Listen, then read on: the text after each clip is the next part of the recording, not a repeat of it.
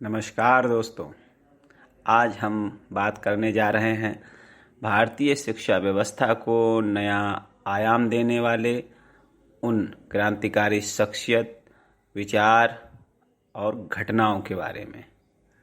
यह आज़ादी से जुड़ा महत्वपूर्ण वर्ष है और आधुनिक भारत में ऐसी घटनाओं, लोगों, प्रवृत्तियों और विचारों की एक लंबी फेहरिस्त है जिन्होंने स्कूली शिक्षा को आकार दिया है, फिर चाहे वह बेहतर हो या बदतर।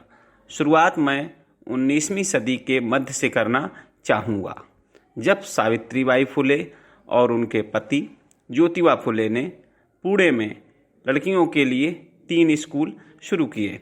तमाम विरोधों के बावजूद उनके साहस ने बताया कि शिक्षा महज साक्षरता और पाठ्य पुस्तकों तक सिमटी नहीं है, बल्कि सामाजिक सुधार की दिशा में शायद इससे बड़ी कोई ताकत नहीं है।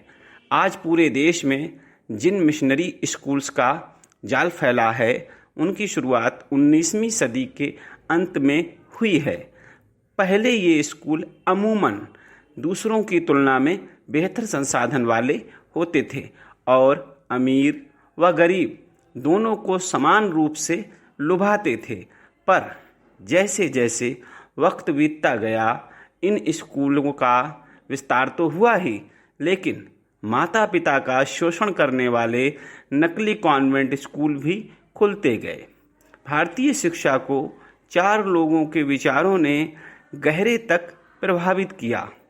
शिक्षा के लक्ष्य के रूप में मानवतावाद, सार्वभौमिकतावाद व आत्म साक्षात्कार संबंधी रविंद्रनाथ टैगोर के विचार, आत्मनिर्भरता के लिए शिक्षा का व्यवहारिक ज्ञान संबंधी महात्मा गांधी के विचार, वास्तविक लोकतंत्र की नींव के रूप में शिक्षा संबंधी डॉक्टर अंबेडकर की सोच और आत्म मुक्ति, समानता और समग्रता पर केंद्रित शिक्षा संबंधी जे कृष्णमूर्ति की धारणा।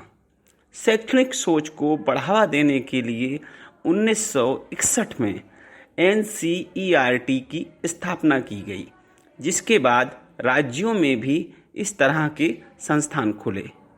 1963 में केंद्रीय विद्यालयों की शुरुआत ने ये बखूबी बताया कि सार्वजनिक व्यवस्था के तहत अच्छी शिक्षा दी जा सकती है। 1966 में कोठारी कमीशन ने अपनी रिपोर्ट पेश की, जिसने 1968 में राष्ट्रीय शिक्षा नीति को जन्म दिया, जो अपनी तरह की पहली व्यापक नीति थी। 1960 के दशक की शुरुआत में तमिलनाडु सरकार ने स्कूलों में मध्याह्न भोजन योजना की शुरुआत की। 1981-82 में तत्कालीन मुख्यमंत्री MG रामचंद्रन ने इस सांस्थानिक व्यवस्था को और व्यापक बनाया। अभी जो देश भर में मिड डे मील की योजना चल रही है, उसकी बुनियाद यही योजना रही थी।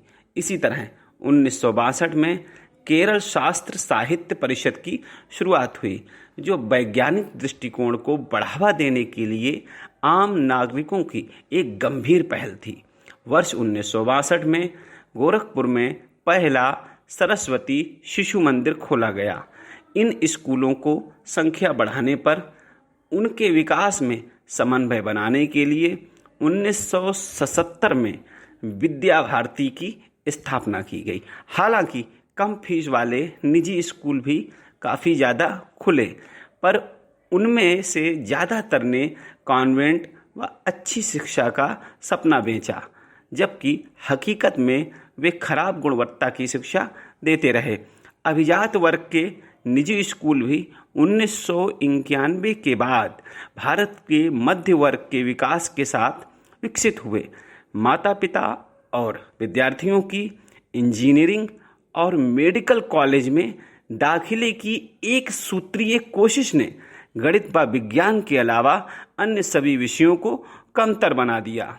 इसने न सिर्फ भारत में ट्यूशन उद्योग को बढ़ावा दिया और स्कूलों में सीखने सिखाने की प्रक्रिया को हतोत्साहित किया, बल्कि प्रवेश परीक्षाओं को महत्वपूर्ण बना दिया।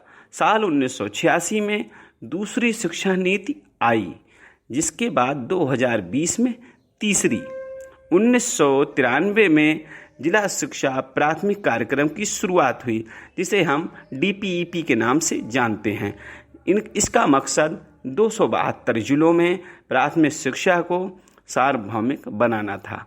2001 में शुरू सर्व शिक्षा अभियान ने पूरे देश में स्कूली शिक्षा में आमूल-चूल बदलाव किया। साल 2009 के शिक्षा का अधिकार अधिनियम ने 6 से 14 वर्ष के बच्चों के लिए शिक्षा को मौलिक अधिकार बना दिया। अब अगले 25 साल में भारत 100 वर्ष का हो जाएगा। उम्मीद है हम जवाहरलाल नेहरू के शिक्षा के वादे को पूरा कर सकेंगे। पूरी तरह से बेशक शिक्षा न दी जा सके, मगर काफ़ी हद तक मिले। अगर ऐसा होता है तो हम राष्ट्रीयता की भावना को भी काफ़ी हद तक आत्मसात कर सकेंगे। लेख अनुराग बेहर, CEO अजीम प्रेमजी फाउंडेशन। आप सभी का बहुत बहुत धन्यवाद ध्यान से सुनने के लिए। नमस्कार।